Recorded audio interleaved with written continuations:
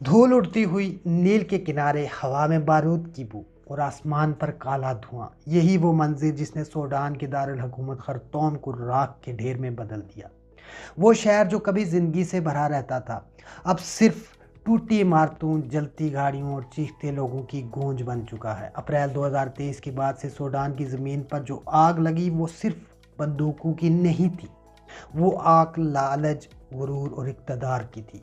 एक तरफ जनरल बुरहान की फौज, दूसरी तरफ हमीदती की रैपिड सपोर्ट फोर्सेस, और बीच में फंसा एक पूरा मुल्क जो अब सिर्फ मलबा रह गया। पहले चंद दिनों में किसी को यकीन नहीं आ रहा था कि ये जंग इतनी तवील चलेगी।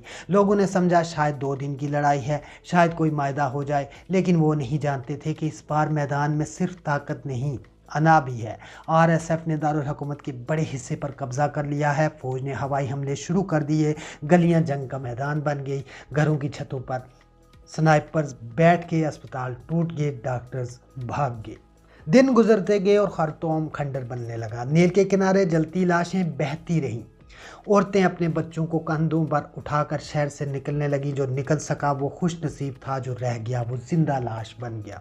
अक़वाम मुत्तहिदा ही कहा कि इंसानियत खतरे में है, लेकिन दुनिया के ताकतवर मुल्क सिर्फ देखते रह गए, क्योंकि सूडान इनके मफादात के बीच में था। मुत्तहिदा अरब अमारात और सऊदी अरब को आरएसएफ के साथ ताल्लुकात थे। रूस अपनी कंपनियों के ज़रिए सोना निकाल रहा था और मगरबी दुनिया अपने बयानात में मसरूफ़ थी।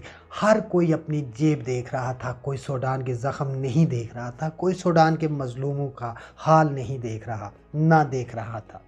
आरएसएफ ने तेज़ी से दारुल हुकूमत के कुछ अहम इलाकों पर कब्जा कर लिया। फौज ने पीछे हटकर हवाई ताकत इस्तेमाल की। शहरी इलाकों में बमबारी होने लगी।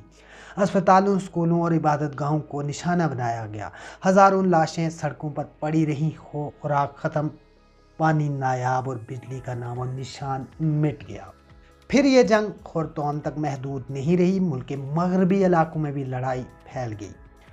दारफोर जो पहले ही जख्मों से भरा था, एक बार फिर खून में नहा गया। आरएसएफ ने देहातों पर हमले शुरू कर दिए, अफ्रीकी नस्ल के लोगों को निशाना बनाया। ये वही मनाजिर थे जो 2003 में देखे गए थे। गांव जले, औरतें अगवा हुई, मर्दों को गोली मार दी गई और बच्चे भूख से मरने लगे। यहाँ से दुनिया ने एक बार फिर वही लफ्ज़ सुनना शुरू किया, नस्ल कुशी। अक़वाम मुत्तहिदा के मुबस्सरीन ने कहा कि दारफोर में आरएसएफ एक मखसूस नस्ल को मिटा रही है, लेकिन हमीदती ने हर इल्ज़ाम मुस्तरद कर दिया। इसने कहा हम हुकूमत गिरा रहे हैं, जुल्म ख़त्म कर रहे हैं, मगर हकीकत ये थी कि वो खुद जुल्म का चेहरा बन चुका था। दूसरी तरफ जनरल बुरहान की फौज ने भी कोई कम मजालिम नहीं किए। इन्होंने हवाई हमलों में शहरी इलाकों को जला डाला। दोनों तरफ से लोग मर रहे थे, आम शहरी मर रहे थे। दोनों का दावा था कि वो मुल्क बचा रहे हैं, लेकिन मुल्क बचा कौन रहा था? बच्चे भूख से तड़प रहे थे, औरतें पनाह ढूंढ रही थी, और जो पनाह गज़ीन कैंपों में छुपते फिर रहे थे उनको ढूंढ ढूंढ कर गोलियों से भूना जा रहा है। और बुजुर्ग खाक के ढेर अपने माजी को दफन कर रहे थे। फिर एक और बाब खुला गैर मुल्की मुदाखलत का। खुफिया तौर पर असला मिल रहा था। खबरें आईं कि मुत्तहिदा अरब अमारात के ज़रिए हथियार पहुँचाए जा रहे हैं आरएसएफ तक। दूसरी तरफ फ़ौज को मिस्र की मदद हासिल थी। सूडान अब एक प्रॉक्सी मैदान बन गया था। अमारात और मिस्र के दरमियान जंग हो रही थी सूडान में, और जल कौन रहा था, मारा कौन जा रहा था? सूडान के मजलूम लोग। रूस के वागनर ग्रुप के लोग मुल्क में दाखिल हुए, वही जो अफ्रीका के दूसरे हिस्सों में सोना और मादनियात पर कब्जा करते हैं। इनके बदले में आरएसएफ ने सोना दिया, असला लिया और मज़ीद मजबूत होता गया। दुनिया की ताकतों के लिए सूडान एक नई शतरंज की बिसात बन चुका था। रूस चाहता था कि इसे बहरा अहमर पर एक बंदरगाह मिले। चीन अपने मंसूबे बचाना चाहता था। अमेरिका चाहता था कि ये खिता रूस या चीन के हाथों में ना जाए। लेकिन इन सब खेलों के बीच सूडान का अवाम गुम हो गया। 2024 तक जंग पूरे मुल्क में फैल गई। दारफूर, करदफान, नील की वादी, कोई जगह महफूज नहीं रही। 1 करोड़ से ज़्यादा लोग बेघर हो गए। लाखों लोग पड़ोसी ममालिक में पनाह लेने लगे। कुछ चाट गए, कुछ जनूबी सूडान, कुछ मिस्र। सरहदों पर खेमे, भूख, बीमारी, मच्छर और मौत, यही सूडान के लोगों की ज़िंदगी बन गई। दुनिया अब भी खामोश थी, दुनिया अब भी खामोश रहेगी। दुनिया को चाहिए सोना, मादनियात, वसाइल। कभी इमदाद के वादे हुए, कभी मुज़ाकरात की बातें हुई, मगर ज़मीनी हकीकत वही रही, जंग जारी रही।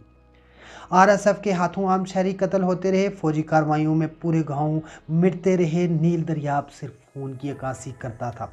सूडान की कहानी इस वक्त एक नेक मोड़ पर है। फौज दारुल हुकूमत से निकलकर पूरे मुल्क को दोबारा काबू में लाने की कोशिश कर रही है।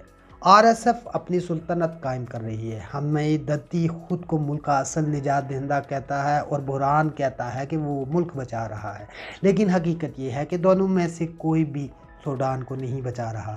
दोनों सिर्फ अपनी कुर्सी के लिए लड़ रहे हैं। सूडान के बच्चे अब बंदूक की आवाज़ सुनकर चौंकते नहीं, क्योंकि उनके लिए खामोशी अजनबी हो चुकी है। खवातीन अब रो नहीं सकती, आंसू खत्म हो गए और मर्दों के पास अब सिर्फ एक दुआ है कि या अल्लाह कम अज़ कम मौत आसान हो।